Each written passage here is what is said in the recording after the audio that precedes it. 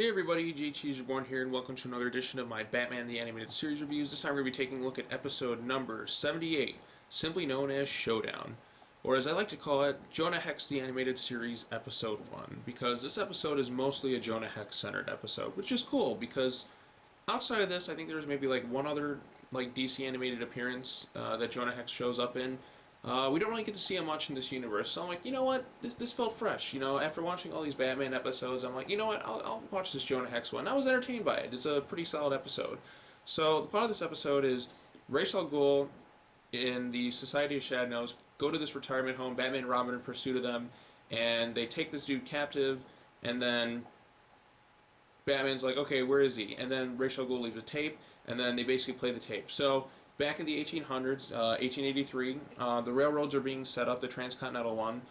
Jonah Hex is in pursuit of this guy named Arcady Duval, who, as it turns out, we find later on in the episode, is Ra's al Ghul's, son, which is kind of interesting because, I believe, in one of the episodes, the Demon's Quest, actually, Ra's al Ghul's like, I have no sons, that's why I want you to be my heir. I mean, it's possible that the writers forgot about this plot element, or maybe he just lost sight of him and then he just kind of forgot about it and just doesn't really want to mention. But in this one, it's just like they do mention that Ra's is like, I lost track of him. Maybe he was referring to he has no sons currently, so that's kind of always confusing. But this episode's kind of neat because we see Jonah Hex. He's in pursuit of Arcady Duval, who's voiced by Malcolm McDowell, who would also go on to voice Metallo in Superman the Animated Series. So they have these airships. Ra's al Ghul wants to become ruler of the United States because they're wrecking land, and he's an asshole. Jonah Hex is in pursuit of Duval. He has this battle on top of this airship. He takes him down, arrests him. Turns out Duval lives out his entire sentencing, and then he kind of loses his memory and goes mad. Batman figures out that that's his son, and Ra's al Ghul's just like, look, Batman, come on now, detective. I've got some years left in me. We're going to cross swords another day, obviously, but for now, just let me take my boy home. And then Batman sees this, and I guess out of respect to him, he's just like, you know what, fine, let's go. He's got no time left, just let him be with his son until he dies. So Batman knows they're going to face each other again one day, which is true. They face Ra's al Ghul, I think maybe 2 or 3 more times at this point. Before, yeah, because there's the Superman the Animated Series episodes, and then there's the Batman the Animated Series episode, which is the final time that Ra's al Ghul is mentioned. So, yeah, I mean, that's that. So, because, yeah, I remember the Superman the Animated Series episode was his last appearance until the Batman Beyond episode, where he's inside of Talia al Ghul's body. It's weird. But, yes, so that's this one in a nutshell. Yeah, so it was cool to see Jonah Hex portrayed in the DC animated universe. I mean, granted, this isn't really a Batman episode. It is more of a Jonah Hex one. So that depends on if you really like Jonah Hex or not. You really will dig this episode. But for me, it felt fresh. It felt unique. The storyline was just kind of... It felt like kind of an excuse to tell a Jonah Hex story. And then, they have the framing device, which is, the looking up of, Ra's al Ghul's son out of the retirement home.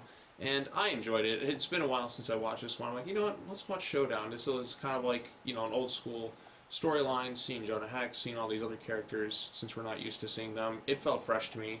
So, especially after, whatever episodes, 70-something episodes of the show, it's just I'm fine. Let's get another one of these, kind of Elseworlds-y. Not really Elseworlds-y, but a different take on the DC universe.